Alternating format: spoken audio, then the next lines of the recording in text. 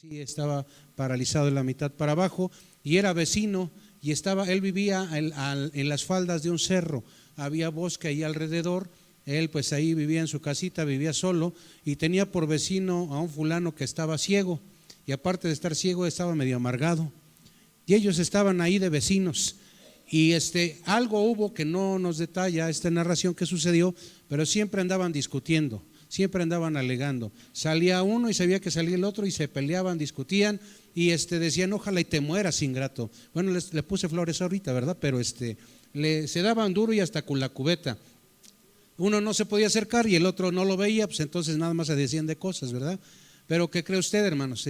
Como estaban ahí en una población de todavía más casitas, llegó un incendio y estos eran enemigos, estos dos vecinos eran enemigos.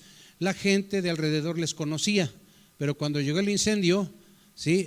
Lo que era el paralítico y lo que era el ciego, nadie les hizo caso, hermanos. Y todos se echaron a correr porque venía la lumbre y se trataba de resguardar la vida, ¿no? El tema es que nadie les hizo caso y ellos estaban oliendo el humo, oyendo los gritos, sabían que venía el fuego y no sabían qué hacer, pero ellos eran enemigos. Y cada quien en su desesperación, el ciego sabía el camino a tientas, pero pues él también le calculaba, oía, sentía lo caliente y sabía que no iba a alcanzar a llegar. Y el paralítico también sabía que no estaba en sus manos porque no había silla de ruedas y cómo la trasladabas ahí, etcétera. El tema es que en su desesperación entendieron que debían de ponerse de acuerdo. Entonces el paralítico le dijo, el paralítico sí veía, le dijo al ciego, oye, pues pues yo te digo por dónde, pero llévame cargando. Entonces el otro en su desesperación también para no morir, pues ¿qué creen? Pues uno carga al otro, ¿sí? y el paralítico ahí cargado por el ciego y diciéndole cómo ir y fueron librados del fuego. Alguien dijera que esto es algo chusco, pero es una grande realidad. En un momento de necesidad, entonces sí como que se cedió. En un momento de necesidad como que hubo manera y hubo esa comunicación y ese deseo de, si no bien las paces, ¿qué sucedió después de ese fuego? Ellos fueron grandes amigos, ¿verdad? Qué bueno, pero esto que le comento a usted es algo que le pasó a dos personas con discapacidades diferentes, pero por el otro lado, imagínese usted una reunión de un pastor con todo un cuerpo ministerial, en lo cual en los años 70, hermanos, en una iglesia, Dios había prosperado en una iglesia por allá de Sudamérica y les había prosperado abundantemente. Era una iglesia grande, muchos hermanos, muchas personas trabajando, y un día dijeron, vamos a hacer nuestro reglamento, vamos a plasmar la normatividad de la iglesia, vamos a ponerla por escrito. Y ahí le ponemos todo lo que nosotros creemos, la redacción de lo que son los estatutos, pero nadie sabía lo que iba a pasar como resultado de esa reunión. Y ahí tienen, ya saben que toda reunión en lo que hay, bueno, no sé si ustedes sepan, pero en una reunión donde hay pastores, hay diáconos, hay gente ahí que son los oficiales en la iglesia, y ahí están todos ahí teniendo la junta, viendo puntos, y entonces estaban los estatutos, ¿no? Dentro de estos estatutos escribieron, nos amamos mucho y somos bendecidos por el Señor.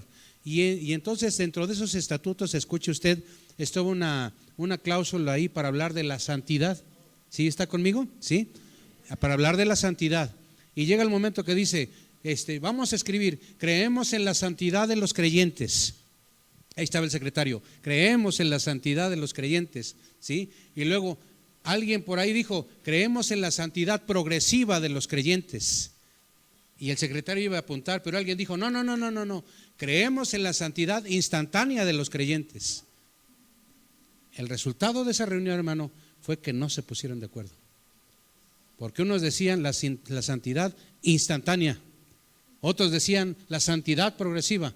No vamos a ver el tema teológico de esto ahora, pero el tema es que no se pusieron de acuerdo. El resultado de esa iglesia se dividió por esa reunión en la que se tenía un buen propósito al inicio, pero por ese detalle, por ese malentendido, por eso que en lo cual no hubo comprensión. Y también, dicho sea de paso, el tema doctrinal ahí estaba mal en el liderazgo, y esas cosas se tienen que abordar de distinta manera para que no truenen un cohete en ese momento, ¿sí? El asunto derivó en una discusión, derivó en una división, ¿sí? Entonces esto el tema al que quiero llevarle hoy, va a aparecer en su pantalla. Dice 7 estados para la unidad de la iglesia. Amén. ¿Lo puede repetir conmigo? 7 estados para la unidad de la iglesia, ¿sí? Y si yo le hablase a usted y le preguntara, oye, ¿qué tan unido estás a la iglesia? Usted me puede decir, pues yo tengo mis cuates, pero hay unos que me caen gordos, hermano. Voy a hacer esto por acá, si no el gordo es el que se va a caer. Bueno, en todas las iglesias hay gente con la cual nos es más fácil hermanar. Hoy hay una frase recordada, amalgamar, ponernos de acuerdo, tomarnos un café, visitarnos, pero hay gente de la iglesia que decimos, ya lo vi, Señor, perdóname, pero le doy la vuelta. Y no es precisamente que me haya hecho algo, sino que a veces decimos, ese hermanito tiene la sangre, ¿qué? Pesada, ¿sí? O ese hermanito no le gusta fraternizar, no le gusta platicar, entonces yo mejor le doy la vuelta.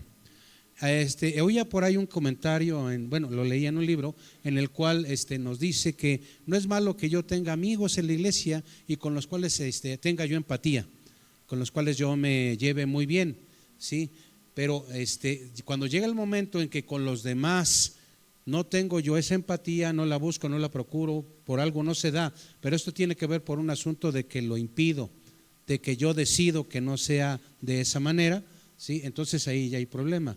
Yo puedo tener un círculo de amigos íntimos en la iglesia, el Señor lo tenía, ¿verdad? No es problema. El asunto es que no sea con un tema de dolor en el cual, con estos no porque me caen gordos, o con estos no porque estos no son güeros como yo, ¿sí? Eso, no son morenos como yo no sé, pero que eso no lo impida. Y va a aparecer ahí en pantalla Efesios 4 del 1 al 6, si quien guste buscarlo, quien quiera anotarlo. Estamos hablando de los 7 estados para la unidad de la iglesia. No estoy hablando de los únicos, pero los importantes a considerar para que la iglesia esté unida, continúe unida. Si no lo estaba, lo haga. Y usted sabe lo siguiente, nosotros somos cuerpo de Cristo, ¿sí o no? Nosotros somos la iglesia, necesitamos estar unidos. Y no es lo mismo estar juntos que ser unidos. ¿Está de acuerdo conmigo? No es lo mismo estar juntos que estar unidos. Efesios 4 del 1 al 6 dice lo siguiente: yo pues, preso en el Señor, os ruego que andéis como es digno de la vocación con que fuisteis llamados. ¿Quién está diciendo esto? Pablo. Con toda humildad y mansedumbre. ¿Qué dice ahí? Soportándoos con paciencia los unos a los otros. ¿Qué dice? En amor. ¿Y qué tal? A ver, hermanos, vamos a hacer un experimento. ¿Le parece? Cierre sus ojos. ¿Ya lo cerró? Hay 2 que 3 que todavía no. Como decía alguien, sujétase y cierre los ojos. Ahora, hágame un favor, nadie le está viendo más que Dios y el pastor, y yo tengo mi normativa de que no debo de andar diciendo cosas a otros. Bueno, ya lo cerró. Bueno, levante la mano. ¿Quién a alguien de la iglesia no le cae muy bien? Sea honesto, hermano. Levante su manita. Ya hay honestos, levántela. Puede bajarla. Bueno, puede abrir sus ojos. Ahora le voy a tener que decir algo. Hubo 3 honestos y los demás deshonestos. ¿Cómo la ve? Así como va. Porque no falta quien no nos cae tan bien para que no se oiga feo. Pero es que es el cuerpo de Cristo. Entonces, pero es que todos me deben de caer bien. Yo le voy a decir algo, en tu cuerpo mismo, ¿todo te cae bien de tu cuerpo?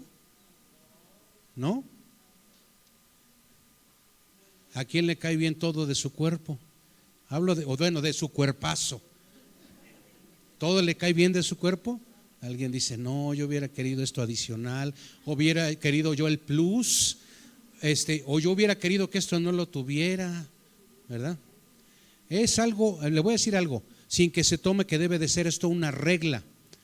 Es normal que en el cuerpo de Cristo no todas las personas nos agraden, pero no es lo mismo el tema de que sea una persona que no me agrade del todo, a que yo no pueda amar a esa persona y que no sea parte del cuerpo, porque si esa persona se duele, como es un cuerpo y el cuerpo de Cristo me debe doler, dice con toda humildad y mansedumbre, soportándoos con paciencia los unos a los otros en amor.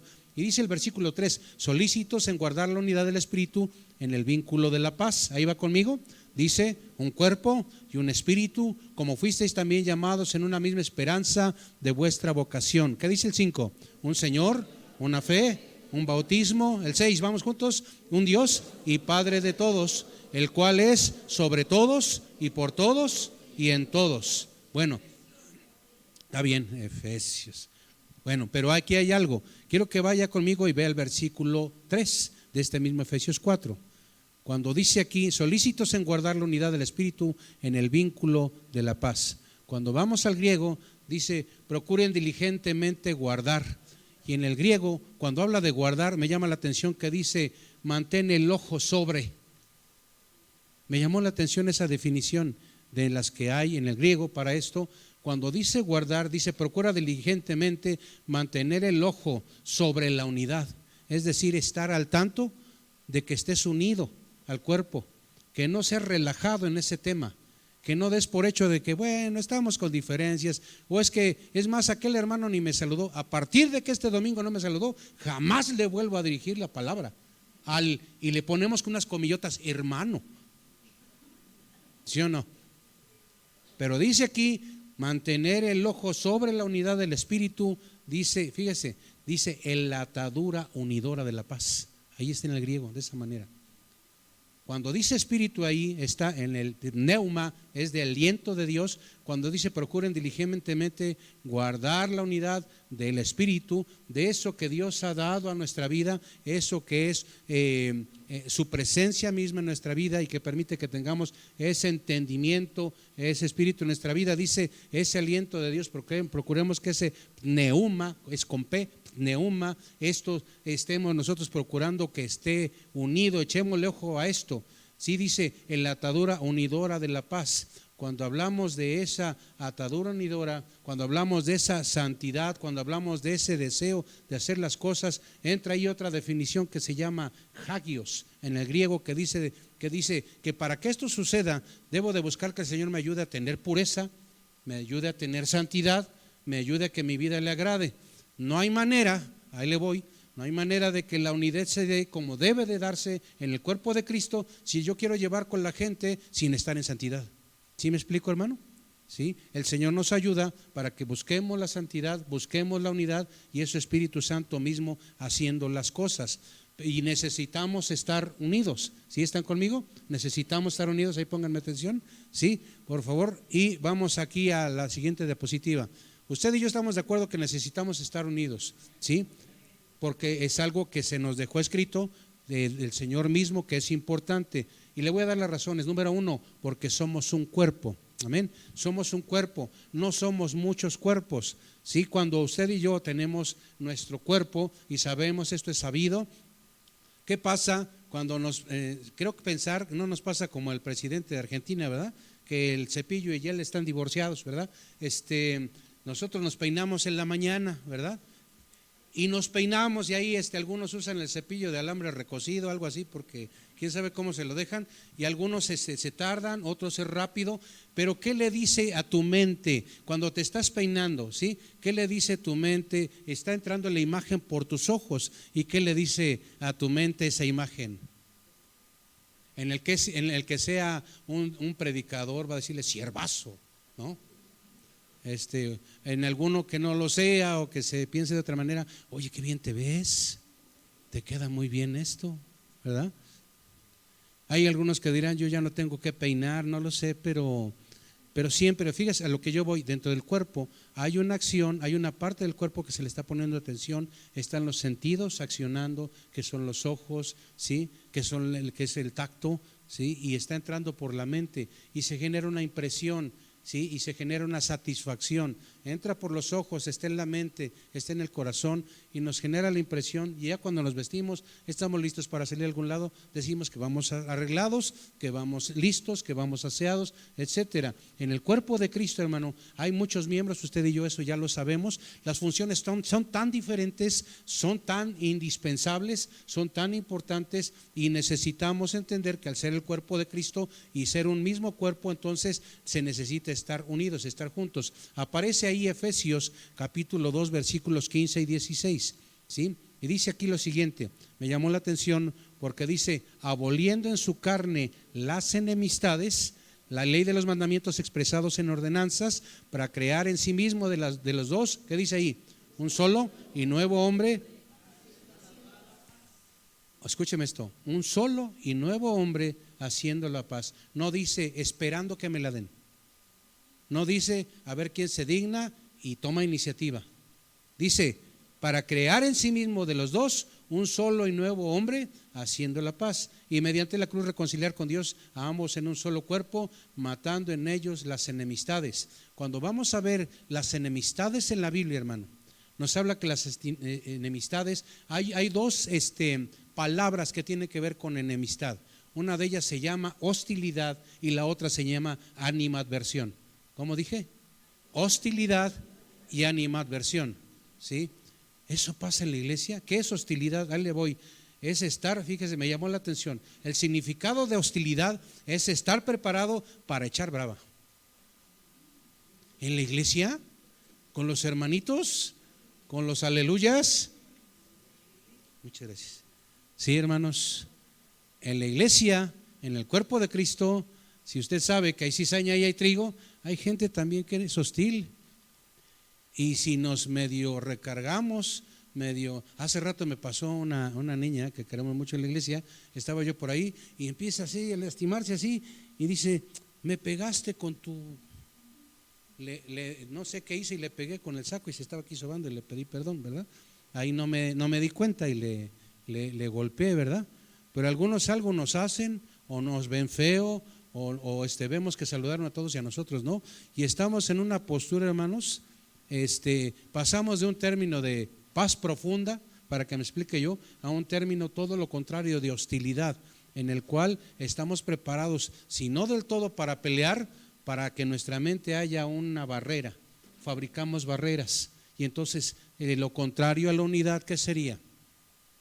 Pues la desunidad, pastor. ¿Sí? Lo contrario al estar unidos, ¿qué es?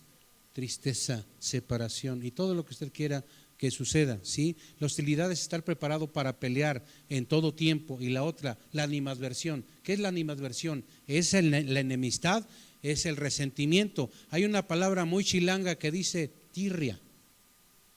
¿Usted ha escuchado esa palabra, tirria? ¿Sí? ¿Qué es tirria?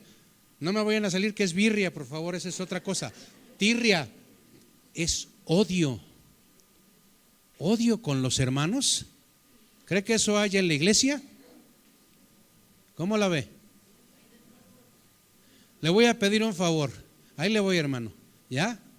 Les voy a pedir un favor. Vamos a hacer un ejercicio. Hermanos de mi izquierda, dirijan su mirada para acá. ¿Ya? Si quieren hasta voltear tantito su cuerpecito así. Hermanos de mi derecha, dirijan su mirada hacia allá. ¿Ya? ¿Ya los vieron? ¿Sí? Ahora vamos a hacer un experimento. Por favor, váyanse de cara en cara. ¿Sí? ¿Los están viendo? ¿Qué sentimiento les originan? Váyanse rapidito con cada cara, por favor. Y de este lado también, véanse sus caritas, sí, por favor. ¿Qué sentimiento les genera cada una? No se les ocurra brincarse a nadie. ¿Ya? ¿Los están viendo? ¿Sí? ¿Sí? ¿Qué sentimiento les originan? Todos los hermanos, cada uno de ellos. Véanlos en lo particular. No hay bronca con ninguno, perdón por lo de bronca. No hay falla, a todos los amo, todos les beso su frentecita, todos los invitaría a un café, de veras, gracias hermanos, pueden dirigir su mirada nuevamente para acá. No hay hostilidad, no hay animadversión, de veras. Es que, ¿qué cree, pastor? Los que son de ese detalle ahorita no han venido, ¿verdad? Hoy no vinieron, por eso no hay falla. ¿Sabe qué sucede cuando no hay unidad en la iglesia? A veces yo lo comparo con una ampolla que ya está transparente, así. Ahí estamos, no pasa nada, pero no nos pueden decir nada. Y cuando digo nada, es nada. No nos pueden decir nada, ni siquiera una simple indirecta. Y a veces hay indirectas para nosotros, no. Hay indirectas para nosotros que aquella persona que nos lo dijo ni por enterado. Lo comentó porque lo comentó, pero para mí fue un comentario que tuvo que ver con algo que hay por acá que yo sé, que yo tomé personal inmediatamente, y de ahí se genera problema, barrera, un impedimento para que yo la lleve bien con esa persona. Qué importante es la unidad en la iglesia, porque imagínese usted, ¿ha visto usted aquellos magos que luego de repente separan a las personas y una parte del cuerpo está en un lado y otra parte del cuerpo está en el otro? ¿Sí? ¿Cuándo ha visto usted, salvo que el mago sea chafón, que dejen el cuerpo por ahí, ya acabó la función y el cuerpo se quedó en un lado y las piernas del otro, del tronco? No es así. ¿Por qué? Porque sería una cosa amorfa, sin forma, sin propósito, sin sentido. El cuerpo de Cristo necesita tener estas características, avanzar, y dice Efesios 2, 19 al 22, escúchelo por favor, también aparece: y así que ya no sois extranjeros ni advenedizos. Advenedizo es alguien desconocido, ¿sí? Cuando tú oigas Efesios 2, 19 al 22, así que ya no somos nosotros gente extranjera, gente ajena, no somos gente desconocida, por el contrario, sino conciudadanos. ¿Qué es un conciudadano? Somos miembros de la misma ciudad. Hay más personas, pero yo soy de ese mismo lugar. Cuando habla aquí Efesios 2, 19 al 22, ya no somos extranjeros, no somos desconocidos, somos de una misma ciudad. Es una ciudad de santos que dice ahí, y miembros de la familia de Dios. ¿Cuántos somos miembros de la familia de Dios? Entonces quiero pensar que después de esta predicación va a haber más cafés que vamos a invitar al hermano, va a haber una comidita que le vamos a invitar al hermano, o como dijo alguien en el WhatsApp de la familia: oye, ¿qué me trajeron los reyes en tu casa? Y la otra le dijo: pues ni carta me enviaste, ¿cómo te mando algo? ¿Verdad?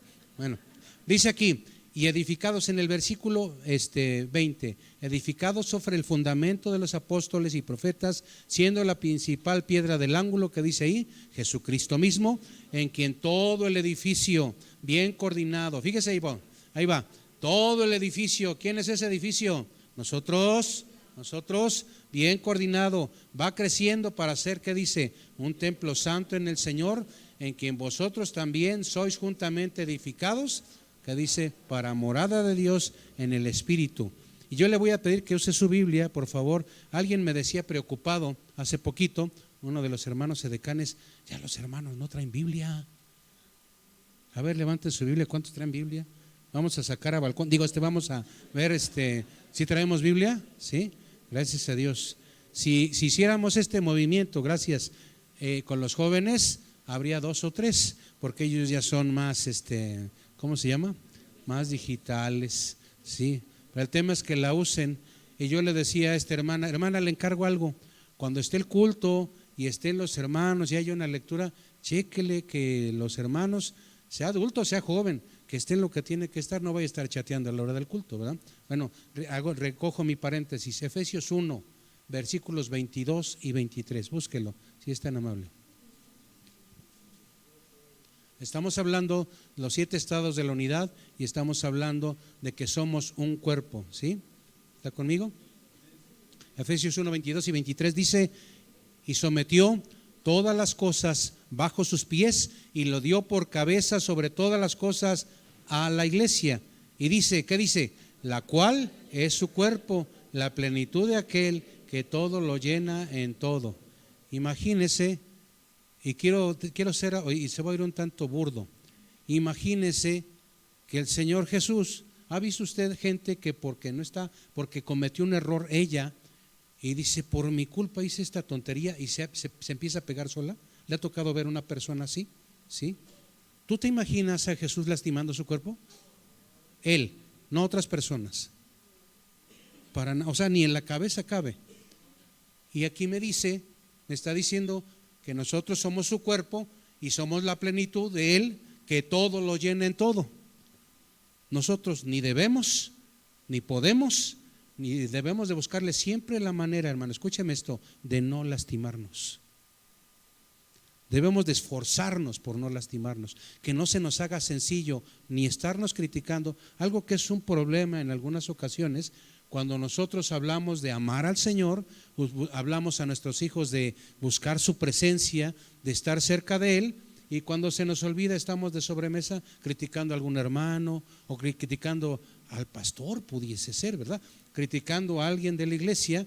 Y entonces, ¿qué sucede cuando eso hablamos por un lado o nuestros hijos escuchan que estamos buscando al Señor estamos asistiendo en la iglesia, pero por el otro lado, de sobremesa, o estamos en la sala y sale algún comentario y estamos comiéndonos a algún hermano, criticándole, para que me explique yo, criticándole. ¿Qué cree que pasa en los hijos? Llega el resultado como ese, no hay congruencia, no coincide esto. Por un lado estamos hablando de amor, me está diciendo que vaya a la iglesia, que busca al Señor, que Dios es amor, y por el otro lado te estás comiendo a los hermanos, ¿no? Y los hijos muchas veces no nos dicen nada, pero toman conclusiones, ¿sí? Toman decisiones, y a partir de ahí empiezan o a buscar más al Señor o a tomar medidas para no hacerlo. Los 7 estados de la unidad, uno de ellos necesitamos estar unidos porque somos el cuerpo de Cristo. También necesitamos estar unidos porque tenemos un mismo espíritu. ¿Cuántos dicen amén? Alguien en ocasión dijo, todos tenemos el espíritu de Dios, o alguien tiene aquí el espíritu de Belcebú. Nadie. Si alguien no sabe quién es Belcebú, se lo dejo de tarea. Sí, búsquelo en el diccionario. Le llaman el espíritu del anticristo de distintas maneras. Necesitamos estar unidos como iglesia porque tenemos un mismo espíritu. Le voy a pedir un favor. Vamos a 1 Corintios capítulo 12, versículo 13, y vamos a ver lo que son hemistiquios, es decir, fragmentando los versículos para de ahí avanzar. Fuimos bautizados, fíjese, 1 Corintios capítulo 12, versículo 13, y vamos a abocarnos sobre todo, lo estamos dividiendo en 3 fragmentos, en 3 hemistiquios, hemistiquio A, B y C, pero nos vamos a abocar ahorita a los hemistiquios A y C, que dice, ¿ya está conmigo? 1 Corintios 12, 13 dice, porque por un solo espíritu, que dice, fuimos todos bautizados en un cuerpo, ¿sí?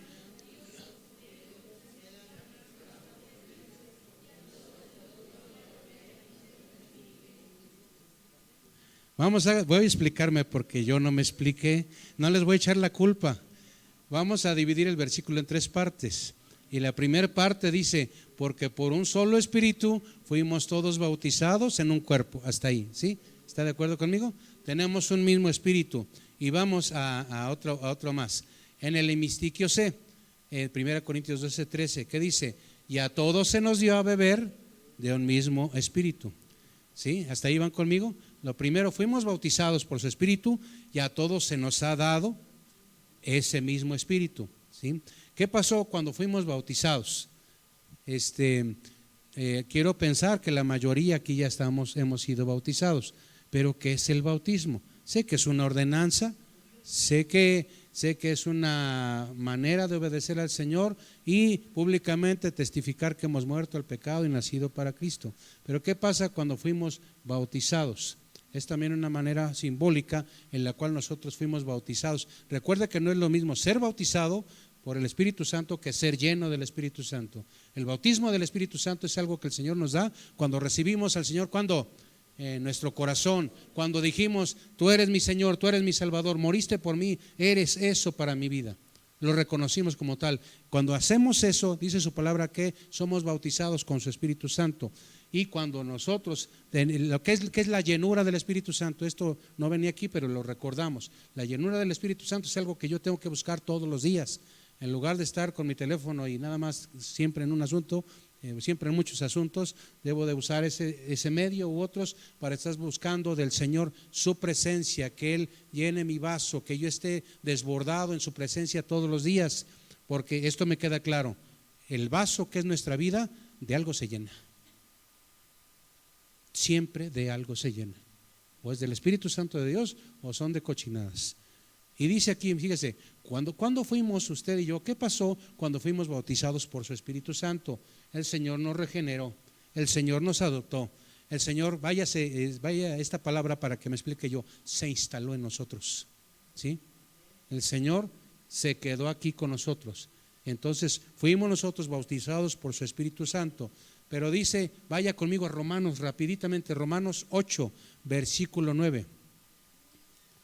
Romanos 8, 9, ¿sí? Y vamos a la parte B, dice, si alguno no tiene el Espíritu de Cristo, dice, no es de Él, ¿sí? ¿Cuál es ese Espíritu de Cristo? Le manejan el Espíritu de Dios, el Espíritu Santo, el Espíritu de Cristo, son la misma persona, la tercera persona de la Trinidad. cuando usted y yo vamos avanzando en esto, fuimos bautizados por su Espíritu Santo. ¿Ahí va conmigo? ¿Sí? Estamos hablando de que tenemos un mismo espíritu y la razón por la que usted y yo como iglesia debemos de estar unidos, porque fuimos bautizados por el mismo espíritu. El otro, a todos se nos ha dado ese mismo espíritu.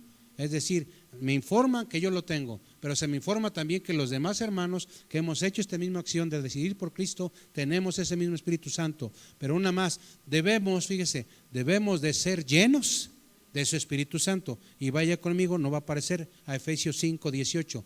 Es un deber, hermano. Esto no es una opción. Esto no es si me dan ganas hoy. Pues hoy, esta semana voy a buscar al Señor, pero como vienen las fiestas patrias, me voy a poner hasta allá, y pasando las fiestas patrias vuelvo a buscar al Señor. No es así. Debemos de ser llenos de su Espíritu Santo. Alguien que me lea Efesios 5:18 con voz fuerte de predicador, por favor.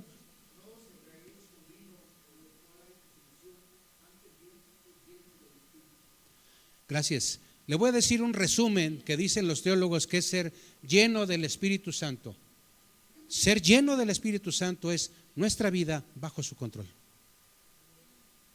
Lleno del Espíritu Santo es mi vida bajo el control del Señor, no bajo mi control. Y para que eso pase, yo me pongo blandito. Yo cedo, y cedo mi carnota, cedo mis caprichos, cedo mis pensamientos, cedo mi accionar diario, y el Señor con su Espíritu Santo me llena. Estoy bajo su control. La unidad implica que yo entienda que soy el cuerpo de Cristo, implica entonces también que ese Espíritu Santo está en mi vida. ¿Hasta ahí va conmigo? Necesitamos también, voy a avanzar porque me gana el tiempo, necesitamos como iglesia entender que debemos de estar unidos porque poseemos una misma esperanza. ¿Sí? Alguien aquí no se llama Esperanza, ¿verdad? ¿O sí? Bueno, poseemos una misma, si no tendría dos esperanzas, ¿verdad? Poseemos una misma esperanza. Vaya conmigo a Efesios 4:4, por favor. Efesios capítulo 4, versículo 4. Y le voy a pedir por favor a mi mano izquierda, si me leen por favor Efesios 4:4 cuando lo tengan. Efesios, mi lado derecho, por favor. Efesios capítulo 1, versículo 18. ¿Ya lo tienen de mi lado izquierdo? Sí. Léanlo por favor. Efesios 4:4 dice 1, 2, 3.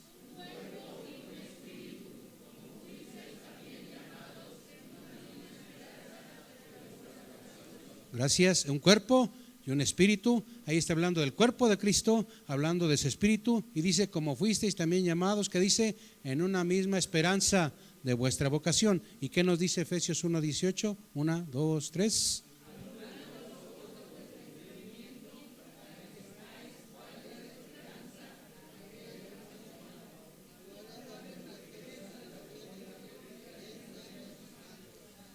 Gracias. Aquí en todo esto nos está hablando de esperanza.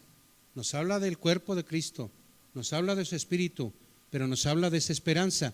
Todos tenemos la misma esperanza. Quiero que escuche Tito 2:13, escúchelo. Aguardando la esperanza bienaventurada y la manifestación gloriosa de nuestro gran Dios y Salvador Jesucristo. ¿Sí? ¿Sí? ¿Ya lo escuchó? ¿Sí? Ahora va a aparecer, me ayudan por favor poniendo la diapositiva, en 1 de Juan 3, versículos 2 y 3. Lo tenemos en versión Reina Valera 60 y lo tenemos en Nueva Traducción Viviente. Vamos a hacer un comparativo. Y dice ahí, amados, esto es acá. Ahí le voy, aposento alto. Dice, ahora somos hijos de Dios y aún no se ha manifestado lo que hemos de ser, pero sabemos que cuando Él se manifieste seremos semejantes a Él, porque le veremos, que dice, tal como Él es. Y todo aquel que tiene esta esperanza en Él se purifica a sí mismo, así como Él es puro. Quiero que lo leamos en comparativo. Queridos amigos, ya somos hijos de Dios. Amén. Somos hijos de Dios. Vamos al cielo. Voy de nuevo porque no se escuchó. Vamos al cielo. Amén. Dice, pero Él todavía no nos ha mostrado lo que seremos cuando Cristo venga. Todavía no estamos glorificados, todavía no han pasado varias cosas, todavía no hemos llegado a la maximización de esa santidad, para que me explique.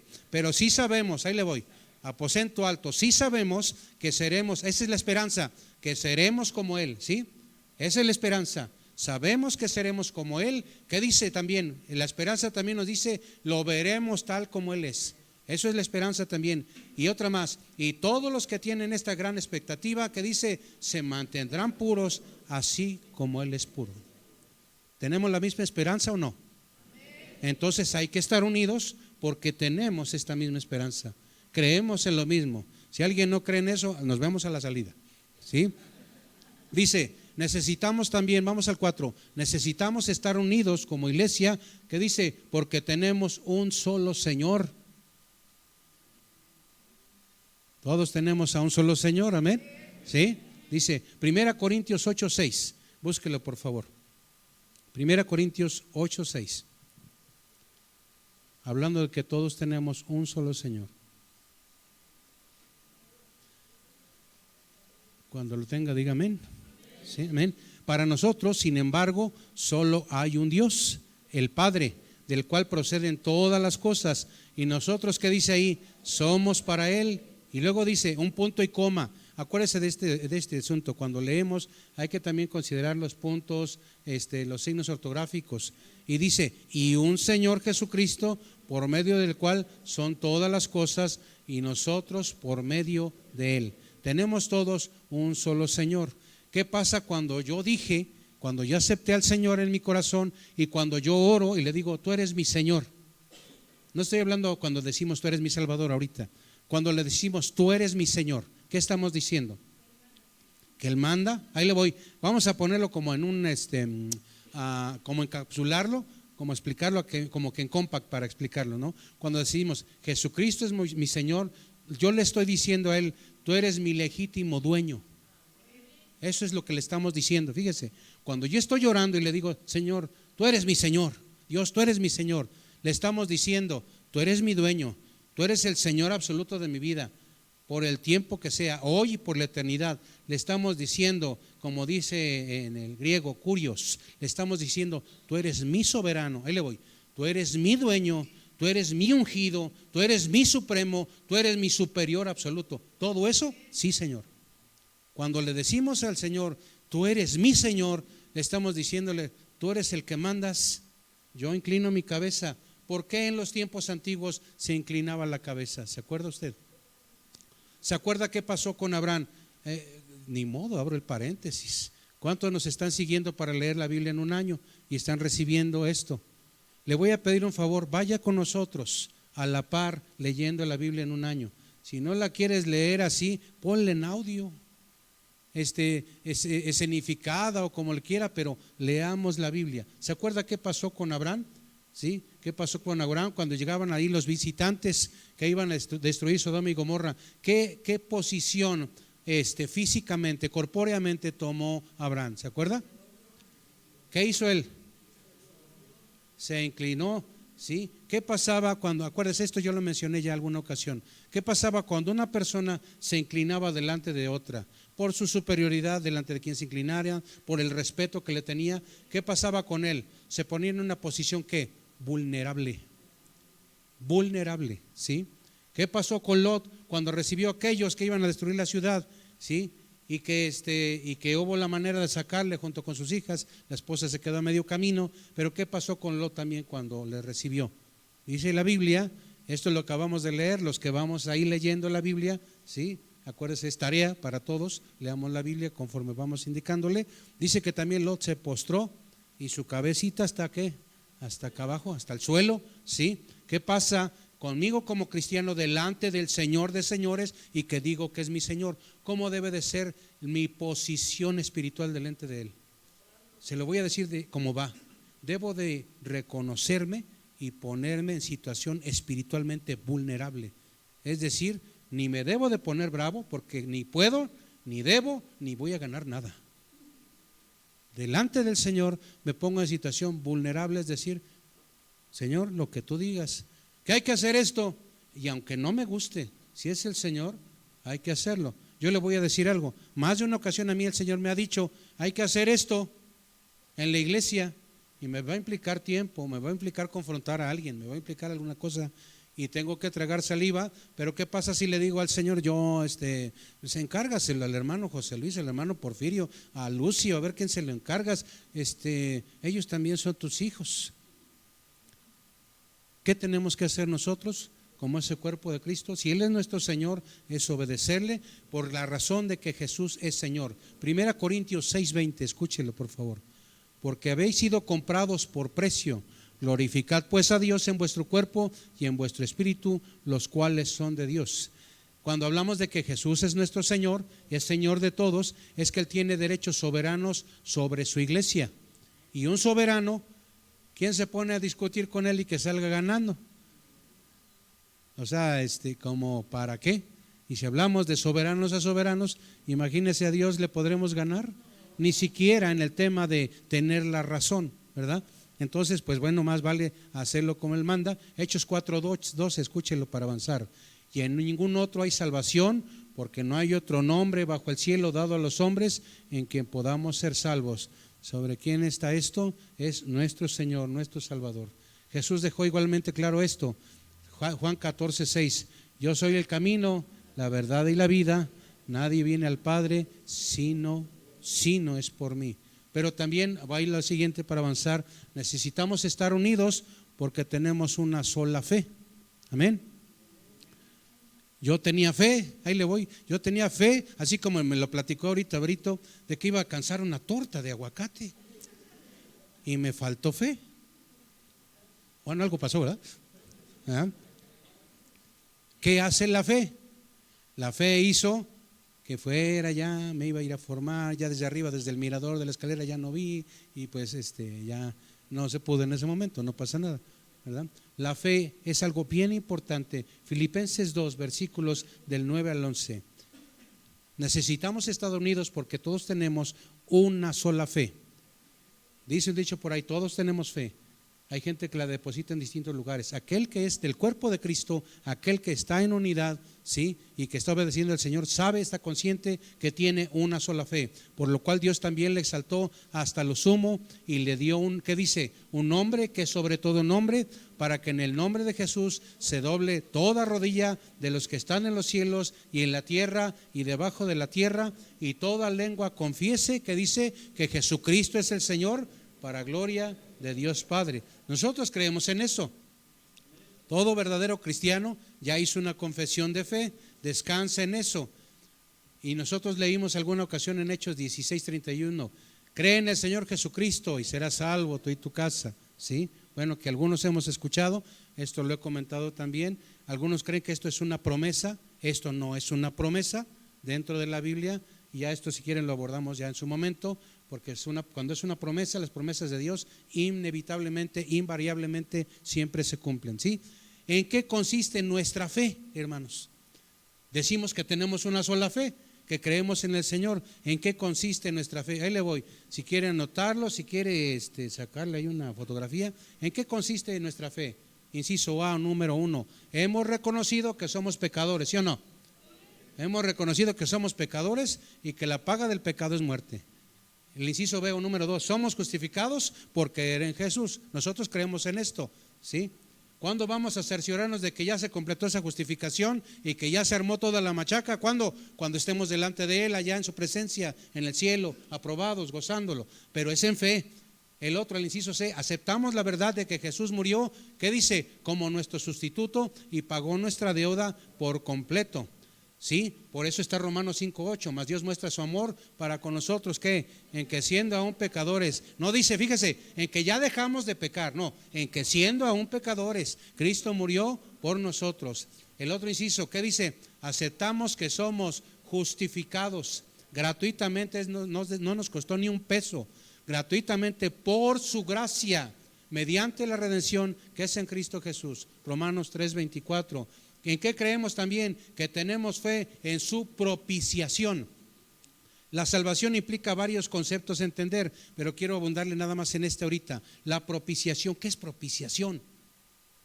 La propiciación es, fíjese, en una definición sencillita, la propiciación que el Señor ejerció, el Señor ejecutó, es la acción agradable que se hace hacia Dios con la que es movido a piedad. Eso es propiciación, ¿sí? Es movido a misericordia. Es la acción de quitar la ira de Dios por mis pecados. Algo se tuvo que hacer para quitar esa ira. Entonces sucedió la propiciación. ¿Ha oído usted la palabra propiciatorio? ¿Sí? En la Biblia. ¿Qué era el propiciatorio? ¿Quién se acuerda? Algunos piensan que es el lugar santo. No, Algunos piensan que era el lugar santísimo, no. Otros piensan que era la cortina, de la cortina para adentro, no. El propiciatorio era escúchame esto por favor, el propiciatorio era la tapa de oro que cubría el arca del pacto. Ese era el propiciatorio. Y fíjese, hermano, son cosas que, por eso le digo que leamos y estudiemos. El propiciatorio era la tapa del arca del pacto, era hecha de oro sólido. Y acuérdense que estaban ahí ¿quiénes estaban ahí? Los querubines ahí, casi tocándose con sus alas, serafines tocándose ahí con sus alas, ¿sí? Y dice que cubría, fíjese, cuando estaba esa tapa de oro, el propiciatorio cubría el arca del pacto, y adentro había 3 cosas. ¿Se acuerda que había? Las tablas de la ley, estaba la vara de Aarón, y ¿qué estaba? Yo a veces le digo el buffet de Dios, el maná, sí, pero ahí le voy, fíjese, esto es tiene su explicación. Si hablamos de que la propiciación es la acción agradable a Dios con la que se mueve a piedad, esto es por misericordia, no porque haya una obligación, ¿sí? El propiciatorio, que era la tapa que cubría lo que era el arca del pacto, y adentro estaban las tablas de la ley, que era la voluntad del Señor. Adentro estaba el maná, que era el pan del cielo, y adentro estaba la vara de Aarón. Esa vara, ¿qué? ¿Se acuerda usted qué pasó con ella? Esa vara reverdeció, es decir, estaba muerta, ¿y qué? Y reverdeció para los propósitos que había en ese tiempo con el solicitar que Israel saliera de Egipto. Entonces, las tablas de la ley eran la voluntad del Señor, el maná era ese pan del cielo, y esa vara de Aarón hablaba de muerte y hablaba de vida. Entonces, la propiciación, fíjese, hermano, esa tapa de oro cubría estas cosas, esos elementos. ¿Se acuerda usted de los elementos que nosotros usamos para la cena del Señor? Que es el vino, que es el pan, ¿verdad? No es vino del de a de veras, porque no falta quien se desilusiona cuando oye de vino y no es vino de a de veras. Cuando hablamos de esa propiciación, estamos hablando que se cubría aquellas cosas que fueron usadas, y es la palabra misma de Dios, ¿sí? La palabra misma de Dios, Dios mismo acciona. ¿A quién envió Dios a morir por nosotros? A Jesús, y Jesús murió en nuestro lugar, ¿sí? ¿Y quién fue? La ira de quién fue satisfecha por esa muerte? La ira de Dios. No sé si me explico en qué consiste la propiciación. La propiciación es esa acción agradable en la cual el Señor Jesús muere por nosotros. Entonces, hermanos, usted y yo sabemos que el Señor cubre, la propiciación cubre pecados. ¿Sí? ¿Sí está conmigo? Cubre y y hace su obra. Juan 3:16, que usted y yo sabemos, lo repite conmigo: porque de tal manera amó Dios al mundo, que ha dado a su Hijo unigénito, para que todo aquel que cree no se pierda, mas tenga vida eterna. Hasta ahí. Pero si yo me voy a Isaías, lo que le he dicho, el Señor Jesús fue molido por mis pecados. ¿Quién permitió que fuera, dicen las transliteraciones, fuera aplastado por mis pecados? ¿Quién permitió que eso sucediera? El Padre. El Padre. Y esto nos habla de propiciación, ¿sí? Juan 3:36, el que cree en el Hijo tiene vida eterna, pero el que rehúsa creer en el Hijo, que dice, no verá la vida, sino que la ira de Dios está sobre él. Y me llama algo la atención para no dejarlo de mencionar. No dice estará. La ira de Dios está sobre él. Dios tenga misericordia. Por eso es importante, hermanos, ir por los perdidos. Necesitamos, dentro del cuerpo de Cristo también tenemos un solo bautismo, ¿sí? Un solo bautismo. ¿A qué bautismo se refería el Señor con esto? Nosotros como iglesia necesitamos estar unidos en el entendimiento de que tenemos un solo bautismo. No se refiere precisamente al tema de cuando fuimos en inmersión. Quiero pensar que todos fuimos bautizados correctamente en inmersión, que es cubrir completamente a la persona, ¿sí? Este bautismo será entonces bautismo por el Espíritu Santo. ¿De qué habla cuando tenemos un solo bautismo? El bautismo que tiene usted, que tengo yo como creyentes, es cuando llega el momento, escúcheme esto, cuando llega el momento de nuestra conversión, ¿sí? Hace rato que le hablaba yo, ¿sí? Del bautismo del Espíritu Santo, todos lo tenemos, amén, sí, todos lo tenemos, ¿sí? De nuestra conversión se realiza en el momento de nuestra salvación, y cuando en agua pasamos y somos bautizados, es una manera simbólica de ese bautismo del Señor que nos implica pasar de muerte a vida, ¿sí? Entonces, cuando decimos nada más que es simbólico representar que pasamos de muerte a vida, está incompleta la definición. Si no decimos y si no entendemos que hemos sido bautizados, por eso dice en su palabra, hemos sido bautizados en su muerte. Por eso lo dice así, ¿sí? A veces me dan ganas de desconectar el timbre, pero sería un problema, ¿no? Dice, escúcheme esto, 1 Corintios 12:13, escúchelo por favor, o búsquelo si es tan amable. Alguien piensa que cuando somos salvos y cuando hemos reconocido el señorío de Cristo en nuestra vida, reconocimos que somos pecadores, le pedimos perdón, místicamente necesitamos sentirnos más ligeritos. Yo hubiera entonces pedido ser salvo diario para sentirme ligerito. No es así, ¿sí? Místicamente muchos esperan ciertos sucesos para entonces sentirse salvos. La obra del Espíritu Santo, en la cual Él nos perdona, no va implícito ahí que necesita verse algo ahí adicional como para que Dios haya hecho su obra, porque por un solo Espíritu fuimos todos bautizados en un cuerpo, tanto judíos como griegos, tanto esclavos como libres, y a todos se nos dio a beber de un mismo Espíritu. Hasta ahí va conmigo. Y Romanos, sí aparece, o no sabéis, Romanos 6:3-5, ¿van conmigo? ¿Sí? ¿O no sabéis que todos los que hemos sido bautizados en Cristo Jesús, ¿qué dice? Hemos sido bautizados en su muerte. El entendimiento más completo de cuando bajamos a las aguas bautismales, morimos, pasamos de muerte a vida, hemos sido bautizados en la muerte del Cordero de Dios, que hasta el día de hoy, 7 de enero del 2024, quita el pecado del mundo. ¿Cuántos dicen amén? Amén. Bueno, dice, ¿o no sabéis que todos los que hemos sido bautizados en Cristo Jesús hemos sido bautizados en su muerte? Es una pregunta. Y ahora viene la afirmación. Viene la afirmación en el versículo 4 de Romanos 6. Porque somos sepultados, fíjese, este es el entendimiento. Porque somos sepultados juntamente con Él para muerte por el bautismo. ¿Qué dice ahí? A fin de que como Cristo resucitó de los muertos por la gloria del Padre, así también nosotros andemos en vida nueva. Porque si fuimos plantados juntamente con Él en la semejanza de su muerte, así también lo seremos en la de su resurrección. Y esa es nuestra esperanza, hermanos. Esa es nuestra fe. Amén. Termino. Necesitamos estar unidos porque tenemos un solo Dios y tenemos un solo Padre. Y hay ocasiones, hay otros días más que otros que me quiero levantar así como decir, ¿cuándo te veré? Pero también hay días que yo me digo, ¿cuándo ya no la regaré? Y yo creo que ustedes son de mi club, ¿verdad? Porque no creo que ustedes sean perfectos. Bueno, a menos que el pastor sea el único imperfecto, ¿verdad? Pero todos seguimos en un peregrinar. Y mientras tanto tenemos el entendimiento que tenemos un mismo Padre, ¿sí? Un mismo Dios y Padre de todos los creyentes.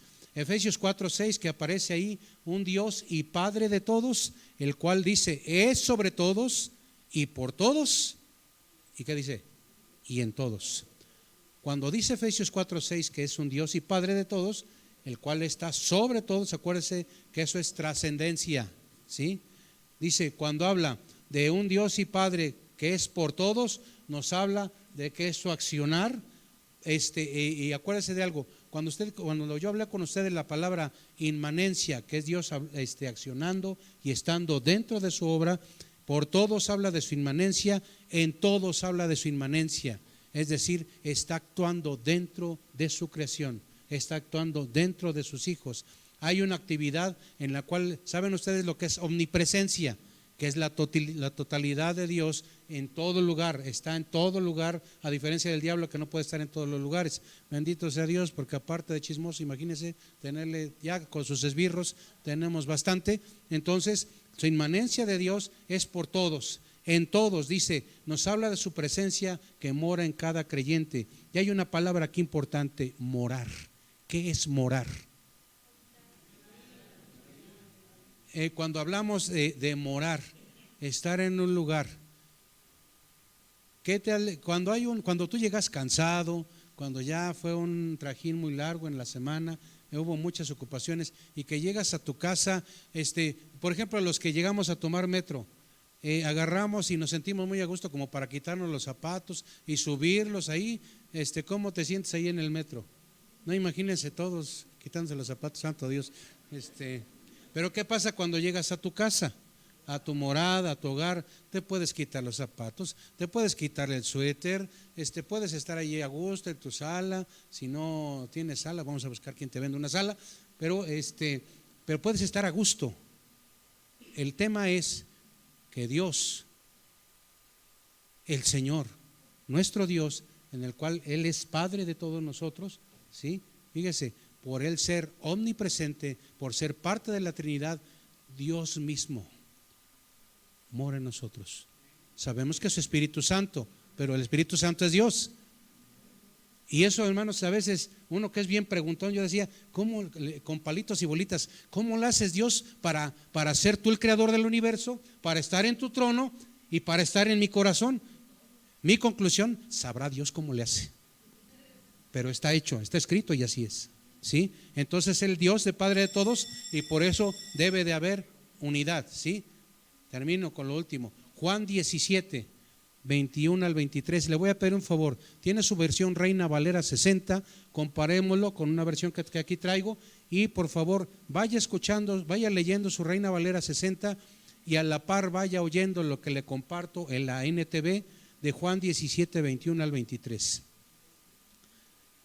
¿Listos? Dice, te pido que todos sean uno, así como tú y yo somos uno. Es Jesús hablándole al Padre.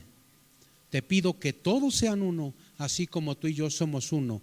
Es decir, como tú estás en mí, Padre, fíjese, tú estás en mí, Padre, y yo estoy en ti. Y ahí hay un punto. Y que ellos estén en nosotros para que el mundo crea que tú me enviaste. La razón por la que el mundo cree, hermano, es porque nosotros seamos uno. Y la antítesis, la contraparte, la razón por la que el mundo no cree muchas veces es porque la iglesia ha decidido no ser uno. No hay muchas vueltas en esto. Les he dado la gloria que tú me diste para que sean uno como nosotros somos uno.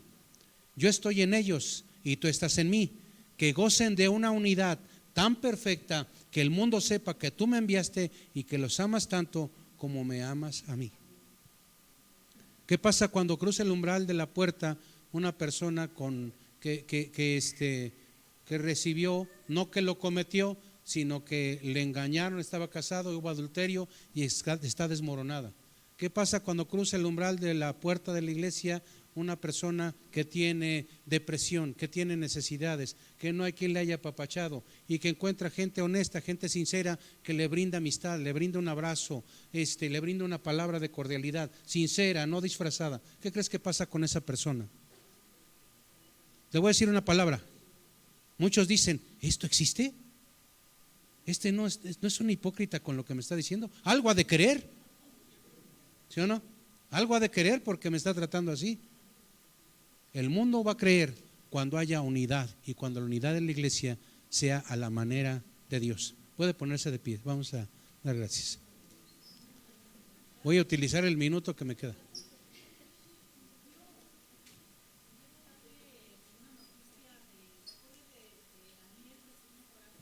¿Sí?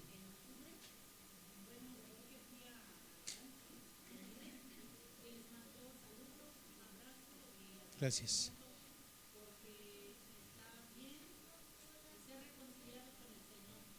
Bendito Dios.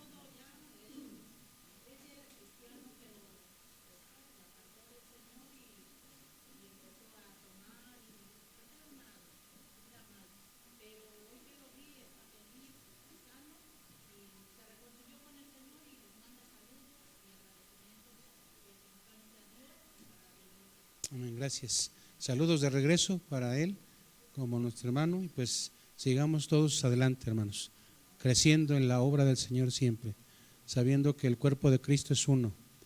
Tengámonos paciencia, hermanos, amémonos y sigamos creciendo juntos, ¿verdad? Le comentaba a mi esposa, a mis hijas, no nos vimos en poquitos días, se me hicieron largos, ya está uno impuesto a vernos, ¿verdad? A vernos, saludarnos, sigamos creciendo juntos. Y estamos comenzando este año, es el primer culto del año, que sigamos siendo constantes, hermanos.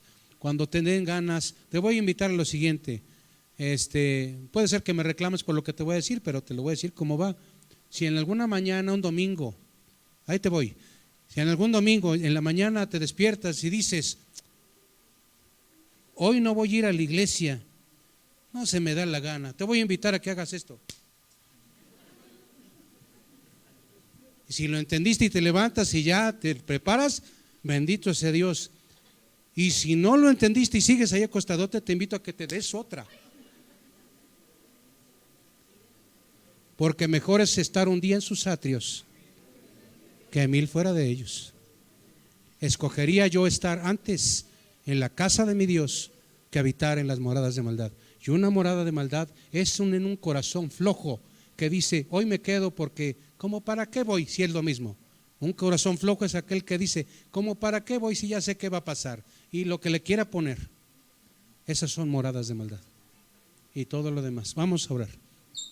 Te adoramos, Señor, te damos la gloria, porque tú eres bueno, porque tú eres santo, porque tú eres digno de toda alabanza, toda adoración. Gracias, Señor, por tu iglesia Aposento Alto, por permitirnos el día de hoy de estar juntos y comenzar este año en las actividades de tu iglesia regulares, en los cuales venimos a adorarte, bendecirte, darte la gloria. En el nombre de Jesús te damos gracias por toda tu iglesia que ha asistido. Gracias por mis hermanos que vinieron desde la mañana el primer culto, por mis hermanos que continuarán y continuaremos en el segundo culto. Gracias, Señor, porque nos guardaste en todo el año 2023. Gracias, Señor, porque comenzamos este año 2024 con el deseo de honrarte, con el deseo de buscarte. No sabemos qué nos depara este año. Lo que sí tenemos bien claro, Señor, es que nos pides el día de hoy y nos recuerdas que hay que estar unidos. Porque, Padre, tu Hijo Jesús, el Espíritu Santo, los tres son uno, están unidos y nos mandas a buscar la unidad de tu cuerpo, de tu iglesia. Permite que así sea. Nos humillamos en tu presencia, te rogamos ayuda para hacerlo correctamente y te pedimos ahora para los que salen, Señor, les guardes, les bendigas en el trayecto a casa, les bendigas en la adoración que damos al estar en paz con nuestra familia. Te pedimos que tu grande amor, la gracia salvadora de nuestro Señor y Salvador Cristo Jesús y la participación de tu Espíritu Santo sea con toda tu iglesia, y el pueblo de Dios dice amén. Dios les bendiga, hermanos. Démosle una ofrenda de palmas al Señor. Gracias.